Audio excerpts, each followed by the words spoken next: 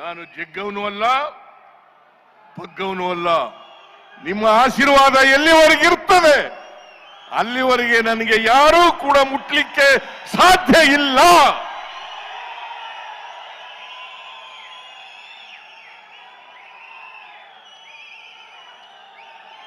ನಿಮ್ಮ ಆಶೀರ್ವಾದ ಇರೋವರೆಗೆ ನಾನು ಮುಟ್ಟಕ್ಕಾಗುತ್ತಾ?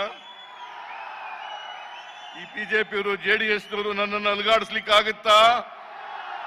ನಮ್ಮ ಸರ್ಕಾರ ತೆಗೆದಾಕಕ್ಕಾಗುತ್ತಾ? ಯಾಕಂತಂದ್ರೆ ನಾ 2ನೇ ಸಾರಿ ಮುಖ್ಯಮಂತ್ರಿ ಆಗ್ಬಿಟ್ಟಿದ್ದೀನಿ.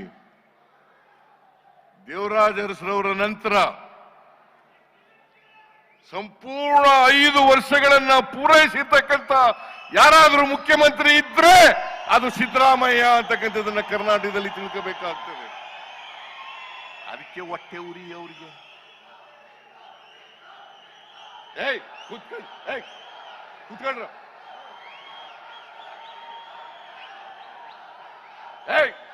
ಕೂತ್ಕೊಂಡ್ರು.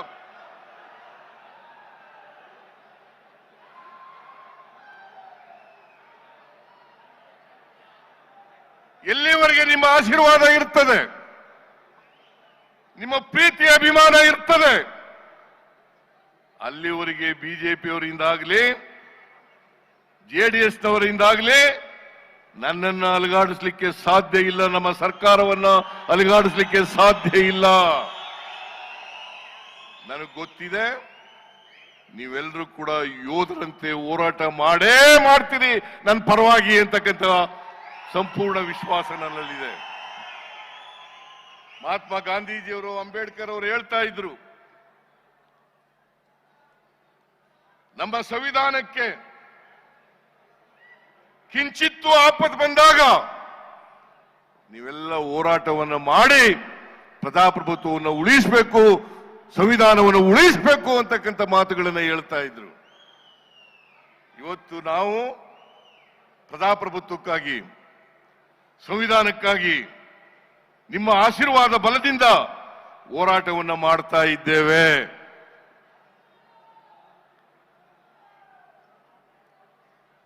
ಈ ಸಾರಿ ವಿಧಾನಸಭೆ ಕರೆದಾಗ ಸುಳ್ಳು ಆರೋಪಗಳನ್ನು ಮಾಡಿ ಮಹರ್ಷಿ ವಾಲ್ಮೀಕಿ ಅಭಿವೃದ್ಧಿ ನಿಗಮದಲ್ಲಿ ಭ್ರಷ್ಟಾಚಾರ ಆಗಿದೆ. ನಾನು ಭ್ರಷ್ಟಾಚಾರ ಆಗಿಲ್ಲ ಅಂತ ಹೇಳಲೇ ಇಲ್ಲ. ಭ್ರಷ್ಟಾಚಾರ ಆಗಿದೆ. ಆದರೆ ವಾಲ್ಮೀಕಿ ಅಭಿವೃದ್ಧಿ ನಿಗಮದಲ್ಲಿ ನಡೆದಿರ್ತಕ್ಕಂಥ ಭ್ರಷ್ಟಾಚಾರಕ್ಕೂ ನಮಗೂ ಸಂಬಂಧ ಇಲ್ಲ. ಫೈನಾನ್ಸ್ ಮಿನಿಸ್ಟರ್ಗೂ ಅದಕ್ಕೂ ಸಂಬಂಧ ಇಲ್ಲ. ನನ್ನನ್ನ ರಾಜಕೀಯವಾಗಿ ತುಳಿಬೇಕು, ಸಿಕ್ಕಿಸ್ಬೇಕು ಅಂತ ಹೇಳಿ ಕುಟಿಲ ಪ್ರಯತ್ನವನ್ನ ಮಾಡಿದ್ರು. ಇಡೀ ಸದನ 10 ದಿನಗಳ ಕಾಲ ಕರೆದಿದ್ದು ನಾವು, 2 ವಾರ ಬರೀ ಇದೊಂದೇ ಇಶ್ಯೂ ಮೇಲೆ ಚರ್ಚೆ ಆಯ್ತು. ಏನು ಸಿಗ್ಲಿಲ್ಲ.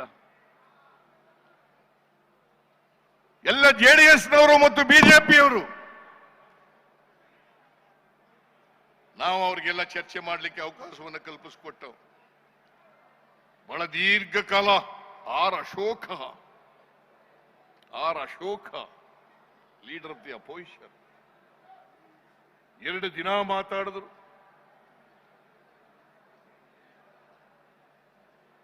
ಅಸಂಬದ್ಧವಾಗಿ ಮಾತಾಡಿದ್ರು. ಯಾವುದೇ ದಾಖಲಾತಿಗಳನ್ನ ಇಟ್ಟುಕೊಂಡು ಚರ್ಚೆ ಮಾಡಲಿಲ್ಲ.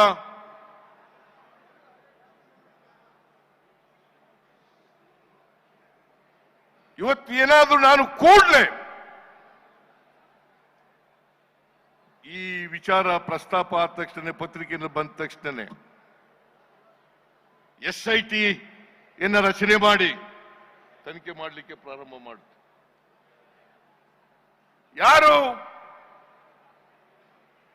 ವಾಲ್ಮೀಕಿ ಅಭಿವೃದ್ಧಿ ನಿಗಮ ಮಂಡಲದಲ್ಲಿ ಆರೋಪಿಗಳಿದ್ದಾರೆ, ಅವರೆಲ್ಲರನ್ನು ಕೂಡ ಅರೆಸ್ಟ್ ಮಾಡಿದ್ರು. 12 ಜನರನ್ನು ಅರೆಸ್ಟ್ ಮಾಡಿಸಿದ್ದೀವಿ. 12 ಜನರನ್ನು ಅರೆಸ್ಟ್ ಮಾಡಿದ್ದೀವಿ. ಸ್ಪೆಷಲ್ ಇನ್ವೆಸ್ಟಿಗೇಷನ್ ಟೀಮ್ ಒಟ್ಟು ವಾಲ್ಮೀಕಿ ಅಭಿವೃದ್ಧಿ ಮಂಡಳಿನಲ್ಲಿ 84,63,00,000 ಭ್ರಷ್ಟಾಚಾರ ಆಗಿರ್ತಕ್ಕಂಥದ್ದು. 84,63,00,000. ಅದು ಅಲ್ಲಿರ್ತಕ್ಕಂಥ ಅಧಿಕಾರಿಗಳು ಮತ್ತೆ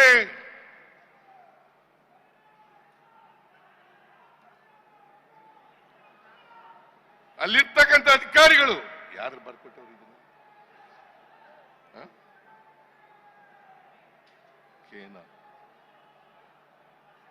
ಅಲ್ಲಿರ್ತಕ್ಕಂಥ ಅಧಿಕಾರಿಗಳು ಭ್ರಷ್ಟಾಚಾರದಲ್ಲಿ ಶಾಮೀಲಾಗಿದ್ದಾರೆ ಅಂತೇಳಿ ಚಾರ್ಜ್ ಶೀಟ್ ಆಗಿದೆ. ಬಹುಶಃ ಇಂಥ ಹಗರಣದಲ್ಲಿ SIT ಪೊಲೀಸ್ನವರು 50 ಕೋಟಿ ರೂಪಾಯಿಗಳನ್ನ ರಿಕವರ್ ಮಾಡಿದ್ದಾರೆ. 50 ಕೋಟಿ ರೂಪಾಯಿಗಳನ್ನ ರಿಕವರ್ ಮಾಡಿದ್ದಾರೆ. 46 ಕೋಟಿ ರೂಪಾಯಿಗಳನ್ನ ಹೈದರಾಬಾದ್ನಲ್ಲಿರ್ತಕ್ಕಂಥ ಸೊಸೈಟಿ, ಆ ಸೊಸೈಟಿಗೆ 46 ಕೋಟಿಗಳನ್ನ ಸೀಜ್ ಮಾಡಿದ್ದಾರೆ. ಈಗ ಚಾರ್ಜ್ ಶೀಟ್ ಕೂಡ ಸಲ್ಲಿಸಿದ್ದಾರೆ. ಈ ಇಡಿಯವರು ಸುವೋಮೋಟೋ ಎಂಟರ್ ಆಗ್ಬಿಟ್ಟಿದ್ದಾರೆ. ಯಾವುದೇ ಎವಿಡೆನ್ಸ್ ಇಲ್ಲ,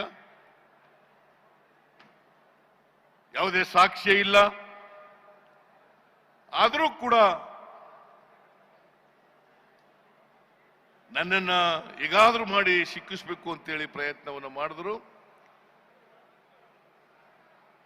ಅಲ್ಲಿ ಫೈನಾನ್ಸ್ ಡಿಪಾರ್ಟ್ಮೆಂಟ್ನವರು ರೋಲ್ನಲ್ಲಿ ಇಲ್ಲ ಅಂತ ಗೊತ್ತಾದ ಮೇಲೆ ಈಗ ಸುಮ್ಮನಾಗಿದ್ದಾರೆ. ನಾವು ಕೂಡಲೇ ತನಿಖೆ ಮಾಡಿಸಿ ಚಾರ್ಜ್ ಶೀಟ್ ಕೂಡ ಹಾಕಿದ್ದೀವಿ. ಅದು ವಿಫಲ ಆದಮೇಲೆ ಈಗ ಮೂಢ ಹಗರಣ ಅಂತ ಹೇಳಕ್ ಶುರು ಮಾಡಿದ್ದಾರೆ. ಅದು ಹಗರಣನೇ ಅಲ್ಲ, ಹಗರಣನೇ ಅಲ್ಲ. ಕೂತ್ಕೊಳ್ರಿ, ಕೂತ್ಕೊಳ್ರಿ. ಹಗರಣನೇ ಅಲ್ಲ. ಹಗರಣ ಹಗರಣ ಹಗರಣ ಹಗರಣ ಅಂತೇಳಿ ಬೊಬ್ಬೆ ಇಡ್ಲಿಕ್ಕೆ ಶುರು ಮಾಡಿದ್ದಾರೆ. ಬೊಬ್ಬೆ ಇಡ್ಲಿಕ್ಕೆ ಶುರು ಮಾಡಿದ್ದಾರೆ. ಅಲ್ಲಿ ಯಾವುದೇ ತಪ್ಪು ಮಾಡಿಲ್ಲ, ನನ್ನ ಆದೇಶ ಇಲ್ಲ, ನನ್ನ ಪತ್ರ ಇಲ್ಲ, ನನ್ನ ಸ್ಟೇಟ್ಮೆಂಟ್ ಇಲ್ಲ. ಆದರೂ ಕೂಡ ಸಿದ್ದರಾಮಯ್ಯ ರಾಜೀನಾಮೆ ಕೊಡಬೇಕು, ಸಿದ್ದರಾಮಯ್ಯ ರಾಜೀನಾಮೆ ಕೊಡಬೇಕು. ಯಾರು ಅಶೋಕ, ಯಡಿಯೂರಪ್ಪ, ವಿಜಯೇಂದ್ರ, ಕುಮಾರಸ್ವಾಮಿ, ಇವ್ರು ಯಾವ ನೈತಿಕತೆ ಇದೆ?